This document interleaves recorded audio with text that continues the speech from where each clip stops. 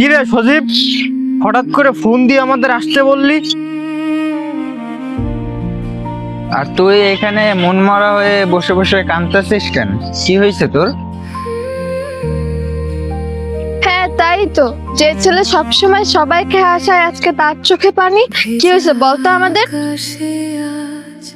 কিছু নাম নেই আর কি হয়েছে বন্ধু, বল আমাদের।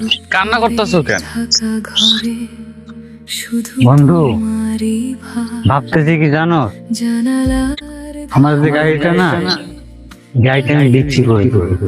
কি রে, কি বলিস এসব? এই গাড়ি বিক্রি করে দিবি মানে? এই গাড়ির সাথে আমাদের কত স্মৃতি, তুই কি ভুলে গেছিস? আর হঠাৎ এমন কি প্রয়োজন হলো যে তোর এই গাড়ি বিক্রি করতে হবে? আমার আম্মা না দীর্ঘদিন ধরে অসুস্থ।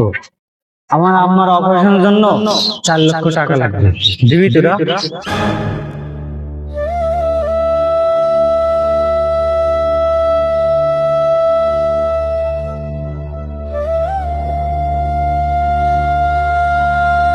কি টাকার কথা শুনে সবার মুখ শুকিয়ে গেছে, তাই না?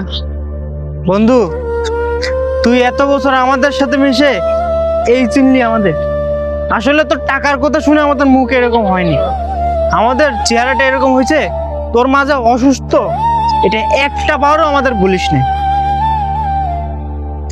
আচ্ছা, তোর মা কি আমাদের কিছু হয় না?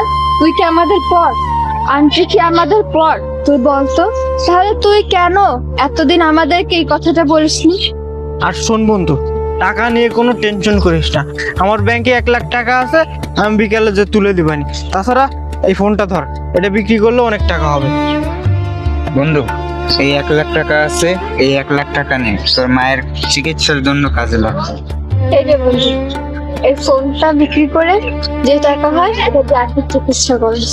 বন্ধু, আমার কাছে তো তেমন কিছু নাই, এই ফোনটা আর এই মানি ব্যাগটা নেই, কিছু টাকা হবে, আন্টিকে সাহায্য করিস।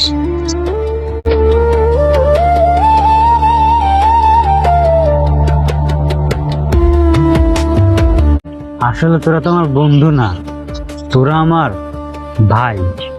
আসলে আমি তোদেরকে ভুল বুঝছি, আমি তোদেরকে অনেক কথা বলছি। আসলে আমি তোদেরকে চিনতে ভুল করছি। বন্ধু, তোরা আমাকে ভুল বুঝিস না। আরে বন্ধুই তো বন্ধুর বিপদে পাশে আসে, তাই না? আচ্ছা, টেনশন করে লাভ নাই, চল আন্টির চিকিৎসার ব্যবস্থা করি, চল। আচ্ছা ঠিক start. আছে।